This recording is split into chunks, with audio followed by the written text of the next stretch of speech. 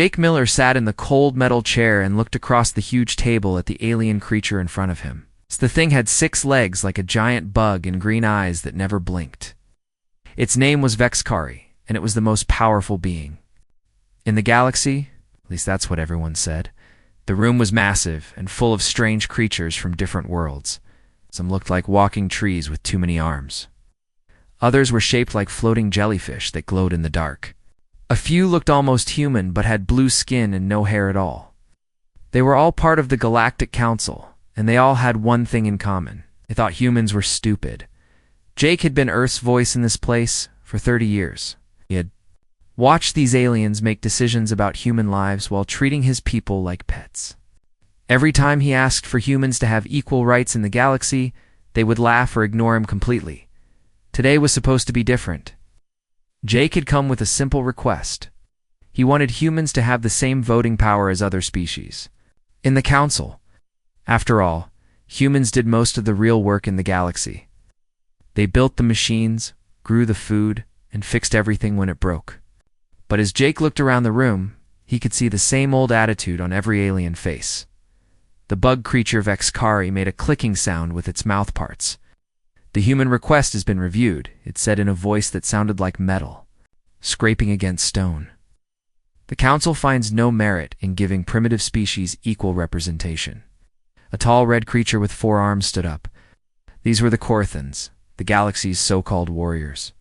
"Humans are useful workers," the alien said, "but they are too young and too simple to make important decisions. They should be happy we let them live in our galaxy at all." Jake felt his hands form fists under the table. He had heard this same speech dozens of times before. The Korthans thought they were tough fighters, but their weapons and ships were all built by human engineers. Without human technology, they would still be throwing rocks at each other. A floating creature that looked like a cloud with eyes drifted forward.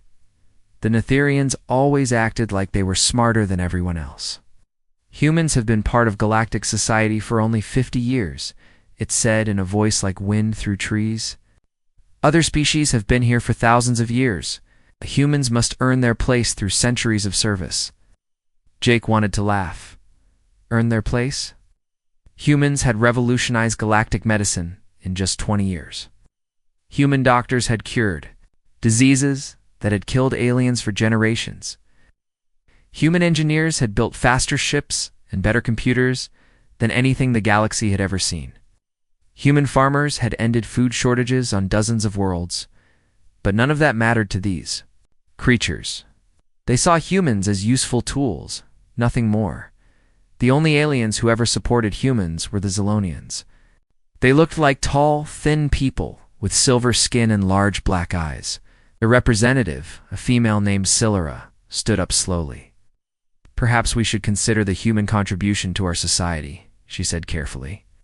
"Their innovations have benefited us all," but even she sounded uncertain. Jake could see she was afraid to push too hard for human rights. The other aliens might turn against her people too. Vexkari's green eyes focused on Jake. "The human colonies will face new taxes starting next month," it announced. "The galaxy needs funding for military operations against pirates in the outer systems. Humans will contribute 30% more than last year." Jake's blood went cold. More taxes? And for military operations that humans couldn't even participate in? Human soldiers were banned from command positions in the galactic fleet. They could only serve as mechanics and support staff while aliens gave all the orders. "What about human representation in these military decisions?" Jake asked, trying to keep his voice steady. The bug creature made what might have been a laugh. "Humans will follow orders as always. Your species lacks the wisdom for strategic planning." That was the final insult. Jake had served in Earth's military before becoming a diplomat. He had studied every major battle in galactic history. Human tactical thinking had saved alien lives more times than anyone wanted to admit. But these creatures would never acknowledge that. Jake stood up from his chair. The entire council chamber went quiet. For 30 years, he had been polite and patient. He had followed their rules and tried to work within their system. But now he was done. "I have a message for this council," Jake said in a clear voice that carried to every corner of the huge room. The human species formally withdraws from the Galactic Federation. We will no longer provide labor, technology, or resources to worlds that consider us inferior. The chamber erupted in noise. Aliens were clicking, buzzing, and making sounds Jake had never heard before. Some were laughing because they thought he was joking. Others looked worried because they knew he wasn't. Vexkari slammed something that looked like a gavel on the table. Humans cannot withdraw from the galaxy, it said. Your species signed binding agreements. Jake reached into his jacket and pulled out a thick stack of papers. These were copies of every treaty and agreement humans had signed over the past 50 years. And he had studied them all carefully with Earth's best lawyers. Actually, we can, Jake said as he dropped the papers on the table. Every agreement allows for withdrawal if one party is denied equal representation for more than 25 years. You passed that deadline 5 years ago. He reached into his other pocket and pulled out his diplomatic credentials. The small, metal badge had been his symbol of authority for 3 decades. Now it felt like a chain around his neck. Jake placed the badge on the table next to the papers. Earth formally ends all cooperation with the Galactic Federation, he said. We will be removing all human personnel from alien worlds within 6 months. After that, you're on your own. The chamber fell completely silent. Jake could see panic starting to spread across alien faces as they began to understand what this meant. Without another word, Jake turned and walked toward the exit. His footsteps echoed in the massive chamber as hundreds of alien eyes watched him leave. Behind him, he could hear frantic conversations starting in dozens of different languages. As the doors closed behind him, Jake felt something he hadn't experienced in years. He felt free. For the first time since becoming Earth's representative, he didn't have to smile and pretend that being treated like a second-class citizen was acceptable. Earth was about to show the galaxy what humans could really do when they stopped working for others and started working for themselves. The aliens had no idea what was coming, but they were about to find out that humans were much more than useful pets. The galaxy was about to change forever. It would never be the same again. 6 months had passed since Jake Miller walked out of the Galactic Council chambers. At first, the aliens thought humans were bluffing. They believed humans would come back begging within a few weeks. They were wrong. Gary Brooks stood on the loading platform of mining station Kepler-7 and watched the last human transport ship prepare for departure. Behind him, 3 Carithan warriors tried to figure out how to operate the main drilling equipment. They had been watching human workers for years, but they never paid attention to the details. Push the blue button first, one of the red-skinned aliens said to another. No, the green one, replied his partner. Saw a human do it yesterday. Gary shook his head. These creatures thought mining was simple because they only saw the final step. They never understood that humans spent months studying rock formations, calculating pressure points, and programming the machines for each specific location. The Corithans just saw workers pushing buttons. The drilling machine made a horrible grinding noise and shut down completely. Black smoke poured from its main engine. Gary knew that sound. The aliens had just destroyed equipment worth millions of credits because they tried to drill through solid granite without adjusting the pressure settings. Human worker, one of the Corithans called to Gary. Fix this machine. Gary picked up his travel bag and walked toward the transport ship. I don't work here anymore, he said without looking back. Good luck. Behind him, he could hear the aliens arguing in their own language. Before humans arrived, Kepler-7 produced almost nothing. Human engineers had turned it into one of the galaxy's most productive mining worlds. Now production had dropped to 15% of normal levels in just 2 weeks. The same thing was happening across the galaxy. On Proxima Station, Dr. Helen Ross packed the last of her medical research while alien doctors begged her to stay. She had spent 10 years developing treatments for diseases that killed thousands of aliens every year. Her cancer cure alone had saved millions of lives on dozens of worlds. Dr. Ross, please reconsider, said Xyloff, the Netherian head of medicine. The floating cloud creature seemed smaller than usual, almost deflated with worry. Without your research, we cannot continue. The treatment programs Helen sealed her final storage container and attached it to the transport cart. You should have thought about that before your people called humans too primitive for equal representation, she said. But the medical equipment, Xyloff pleaded. We don't understand how it works. That was the problem, Helen thought. Aliens never wanted to learn how things worked. They just wanted the benefits without understanding the science behind them. Human doctors had tried for years to teach alien medical students, but most of them only memorized procedures without grasping the underlying principles. The advanced surgical robots that could perform brain operations were designed by human engineers. The diagnostic scanners that could detect diseases before symptoms appeared were built using human mathematical models. Even the basic life support systems in alien hospitals relied on human innovations that other species had never fully understood. Helen walked toward the docking bay, where Captain Ben Clark was preparing the final human evacuation convoy. Ben had been moving humans off alien worlds for months, and every trip was the same story. Aliens who had treated humans like servants suddenly realized they didn't know how to do the work themselves. How many this time? Ben asked as Helen approached. His ship. 57 medical staff, Helen replied. Oh, that's the last of the human doctors in this sector. Ben nodded and made a note on his electronic pad. His convoy of 12 ships had already evacuated over 10,000 humans from the outer rim territories. Every single one of them had skills that aliens took for granted, but couldn't replicate.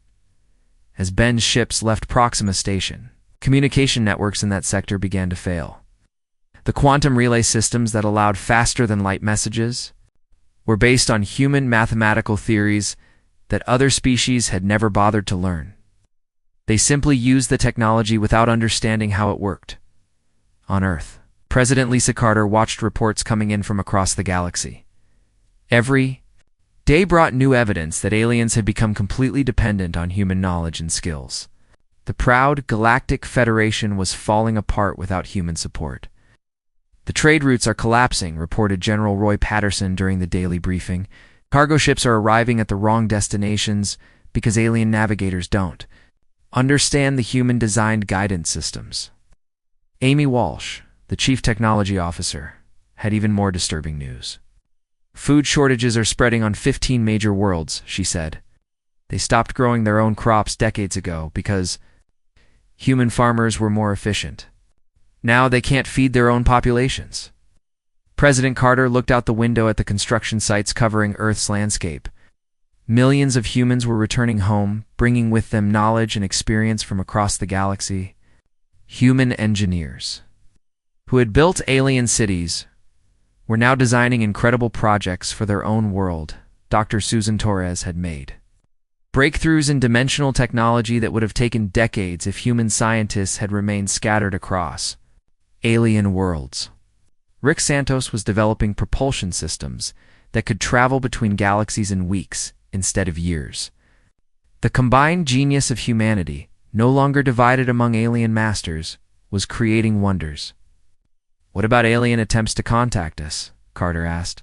Chancellor Vexkari has sent 57 messages in the past month, Amy replied, all demanding that humans return to work immediately. The Corithans have threatened military action if we don't restore their mining operations. Carter smiled coldly. Let them threaten. Their warships can't even leave orbit without human navigation systems. The truth was becoming clear across the galaxy. Aliens had never been the advanced civilizations they pretended to be. They had built their society on human innovation while treating humans like primitive servants. Now that humans were gone, their carefully constructed superiority was revealed as a lie. On the industrial world of Titan IX, Pete Wilson had spent years training alien apprentices to run the manufacturing plants. But the apprentices had only learned to follow simple instructions. When the main production systems crashed, they could only stand around helplessly while billions of credits worth of equipment became useless metal. The apprentices sent desperate messages to Earth, begging Pete to return and fix the machines. But Pete was busy now, working on Earth's new advanced research complex. Without alien bureaucracy and interference, human scientists were making discoveries that left their previous achievements in the dust. The Galactic Council met in emergency sessions every day, but they had no solutions. Some members blamed humans for being selfish and abandoning their responsibilities. Others blamed each other for driving humans away. Ancient alliances began to crack under the pressure as each species tried to save itself. The galaxy was learning a hard lesson about the difference between using someone and respecting them. For 50 years, aliens had benefited from human genius while denying humans basic dignity. Now they were discovering that genius could not be commanded or replaced. Earth's transformation accelerated every day as brilliant minds focused on their own world instead of alien problems.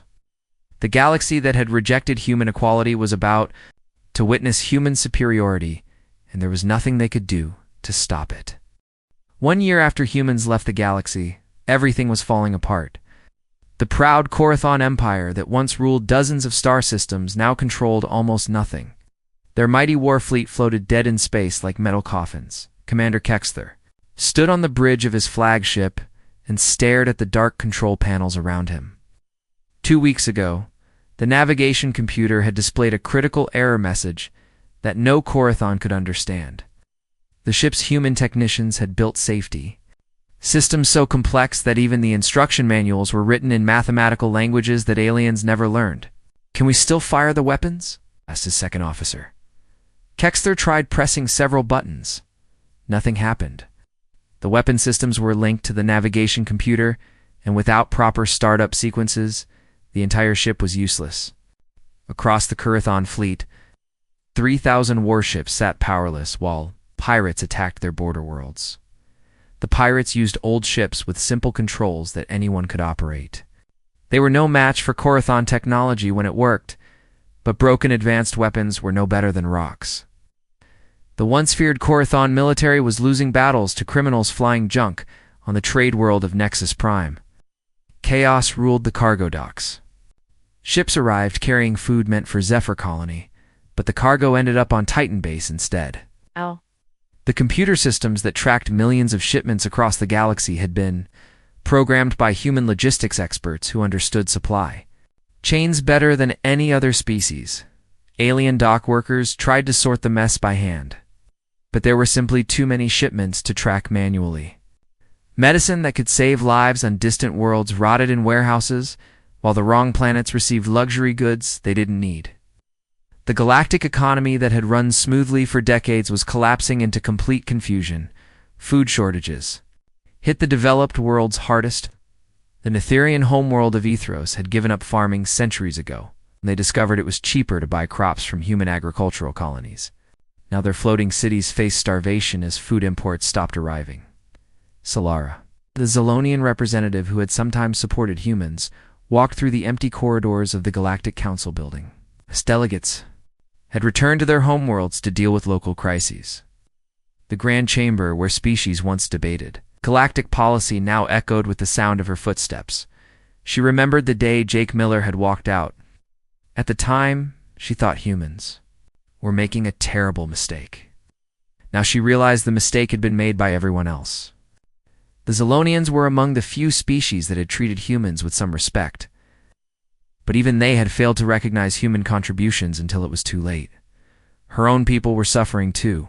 Zolonian cities depended on power systems designed by human engineers. When the fusion reactors needed maintenance, Zolonian technicians discovered they only knew how to replace parts, not how to repair complex components. Rolling blackouts now affected major population centers as power plants shut down one by one. The situation was worst on factory worlds, like Titan 9. Pete Wilson had trained dozens of alien workers over the years, but they had only learned to follow basic procedures. When production problems arose that weren't covered in the instruction manuals, the aliens were completely lost. The main assembly line had been shut down for 3 months. After a computer virus infected the control systems, the alien workers knew the virus was there because error messages kept appearing on their screens, but they had no idea how to remove it. Pete could have fixed the problem in a few hours, but Pete was on Earth now, working on projects that made alien technology look primitive.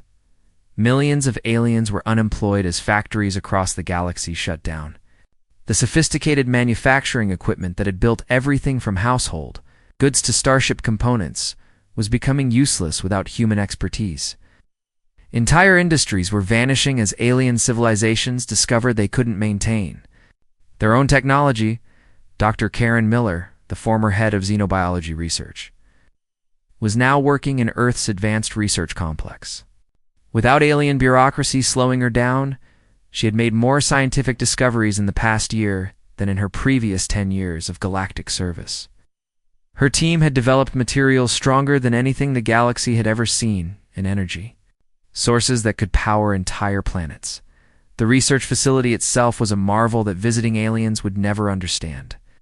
Human architects had designed it using principles that combined efficiency with innovation in ways that alien minds couldn't grasp. Every system was built to enhance human creativity rather than limit it. Meanwhile, the crisis on Ethros was reaching a breaking point. The Netherian homeworld's atmospheric processors were failing one by one. These massive machines had maintained the planet's artificial atmosphere for thousands of years, but they required constant adjustment and repair by specialists who understood atmospheric chemistry.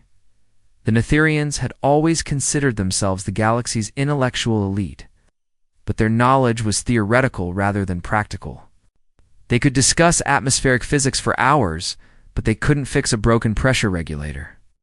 Human technicians had quietly maintained their world's life support systems while the Netherians debated philosophy and looked down on manual labor. As the atmosphere grew thinner, millions of Netherians began evacuating their homeworld. Their transport ships, also maintained by human crews, were breaking down faster than they could be repaired. The ethereal beings who had once called humans primitive now faced extinction because they couldn't maintain their own environment. Chancellor Vexkari tried desperately to contact Earth through any available channel. The insectoid leader, who had dismissed human requests for decades now, sent pleading messages every day. But President Carter's response was always the same. Humanity was no longer available for consultation. The Galactic Council officially dissolved after the Carithians and Zilonians started blaming each other for the crisis. Ancient alliances that had lasted for centuries crumbled as each species focused on its own survival. Some aliens called for military action against Earth, but their militaries couldn't even leave their home systems without human-maintained navigation equipment. On Earth, the returned humans were creating wonders that surpassed everything they had built for aliens. Commander Tony Hayes oversaw the construction of humanity's first dimensional gateway, a device that could transport ships instantly across vast distances. The technology was based on theories that human physicists had developed in secret while working for alien masters. The gateway represented everything the aliens had failed to understand about humans. It wasn't just advanced engineering or mathematical knowledge. It was the human ability to imagine possibilities beyond current limitations and then make those possibilities real. As the galaxy continued its collapse, Earth was becoming something unprecedented in galactic history. A world where an entire species worked together toward common goals instead of serving alien masters who treated them like tools. The aliens were learning too late that humans had never been just workers or servants. They were the foundation that held galactic civilization together, and without that foundation, everything was falling apart. 2 years after humanity had cut all ties with the galaxy, Earth had become something incredible. Commander Tony Hayes stood in the control room of the first dimensional gateway and watched the final tests complete successfully. The massive ring of metal and crystal hummed with energy that could bend space itself. "Gateway is stable," reported Dr. Linda Foster from her position at the main console. "We're ready for the first long-distance jump." Tony smiled as he looked at the readings. This technology would let humans travel instantly between galaxies. What had taken the old galactic civilizations thousands of years to cross, humans could now traverse in minutes. The theories behind dimensional travel had been developed by human scientists during their years of galactic service. But they had kept their most advanced research secret from alien masters through the control room windows. Tony could see Earth's transformed landscape. Massive cities rose from the ground using architectural principles that no alien mind could understand. Floating platforms carried supplies between research facilities that worked on projects beyond anything the galaxy had ever imagined. Millions of returned humans had combined their knowledge to create wonders that made their previous achievements look like simple toys. The communication station received its daily reports from across the Milky Way galaxy. The news was always the same. More civilizations were collapsing every week. The Kurithan Empire had lost 90% of its territory. Their proud warriors now lived on a handful of worlds using weapons that barely functioned and ships that couldn't travel between star systems. Pirates and rebels controlled most of their former space. But even the criminals were struggling to maintain the technology they had captured. The Netherian homeworld was completely dead, the last atmospheric. The processor had failed 3 months ago, and the surviving Netherians had evacuated to other worlds. But their transport ships were breaking down faster than they could be repaired, leaving millions stranded on planets that couldn't support their specific biological needs. The Zilonians had managed better than most species, because they had treated humans with some respect during the galactic years. Some of their basic systems still functioned, and they had successfully grown food to feed their population. But even they faced a slow decline as their more complex technology gradually failed. Lisa Carter, now in her second term, reviewed the latest intelligence reports in her office. Earth spy satellites could monitor the entire galaxy without being detected. Using stealth technology that aliens couldn't even imagine, the reports painted a picture of complete civilizational collapse. The former Galactic Council building is abandoned, reported Intelligence Director Mark Johnson. The last delegates left 6 months ago when the power systems failed permanently. Carter nodded. The Grand Chamber, where aliens had once dismissed human rights, was now a dark, empty shell. The species that had called humans too primitive to participate in galactic governance couldn't even keep their own lights turned on. What about contact attempts? Carter asked. Still receiving about 50 messages per day, Johnson replied. Most are from individual worlds begging for help. A few are from alien leaders offering to make humans equal partners if we return. Carter laughed without humor. Equal partners? After 50 years of treating humans like servants, aliens were finally offering equality when they had nothing left to bargain with. It was too little and far too late. The real excitement was happening in the Andromeda galaxy. Dr. Linda Foster had led the first human expedition through the dimensional gateway 6 months ago. What they found was beyond anyone's dreams. Entire star systems rich with resources and completely empty of intelligent life. No alien politics, no discrimination, no masters to serve. Human colonies were already being established on dozens of worlds in Andromeda. The colonists used technology so advanced that it seemed like magic compared to the crude tools they had been allowed to work with in the Milky Way. Cities were built in weeks instead of years. Terraforming projects that would have taken centuries using old galactic methods were completed in months. Jake Miller, a director of Human Colonial Affairs, stood on the observation deck of New Geneva, the first major human city built in the Andromeda galaxy. The city floated above the clouds of a gas giant, harvesting energy directly from the planet's storms. Around the city, construction ships worked on projects that dwarfed anything humans had ever built for aliens. A massive space elevator stretched from the city down to the planet's surface, where automated mining systems extracted resources at rates that would have amazed galactic engineers. But this was just the beginning. Human architects were designing structures that would make the space elevator look small by comparison. Jake received regular reports from the Milky Way through quantum communication links that operated faster than anything the old galaxy had possessed. The reports showed that some alien species were learning to adapt. A few civilizations had started from scratch, building simple but functional technology that they could understand and maintain themselves. Others had given up completely and returned to pre-industrial ways of life, without human farmers to feed them and human doctors to heal them. These species had lost millions of lives but were slowly learning to survive on their own. The saddest reports came from species that were simply waiting to die. They sat in their broken cities, surrounded by machines they couldn't repair, slowly starving as their supply systems failed. These aliens had become so dependent on human expertise that they couldn't imagine any other way to live. Jake felt no satisfaction in their suffering, but he felt no guilt either. Humans had tried for decades to share their knowledge and work as equal partners. The aliens had chosen to treat humans as disposable labor instead of recognizing their genius.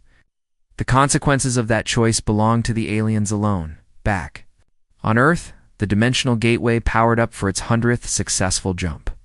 This time it was sending a massive colony ship to a star system near the edge of Andromeda. The ship carried 50,000 humans and enough equipment to build an entire civilization from scratch. Dr. Karen Miller watched the launch from Earth's primary space station. Her research team had developed propulsion systems that could cross the distance between galaxies in weeks. They had created materials stronger than anything nature had ever produced. It solved energy problems that alien scientists had considered impossible. All of this had been achieved in just 2 years. A focused human effort. 2 years of working for themselves, instead of alien masters who demanded results but provided no respect. As the colony ship disappeared through the dimensional gateway, Karen thought about the future. Humanity was free to grow and explore without artificial limitations. They would build new civilizations among distant stars, create technologies beyond current imagination, and reach their full potential without anyone holding them back. The galaxy that had rejected human equality would serve as a reminder of what happened when genius was taken for granted. But humanity's future lay among new stars, where they could write their own destiny and show the universe what humans could truly achieve when they worked together as one species. Free from the prejudice and exploitation that had held them back. For so long, the age of human servitude was over. The age of human greatness had just begun.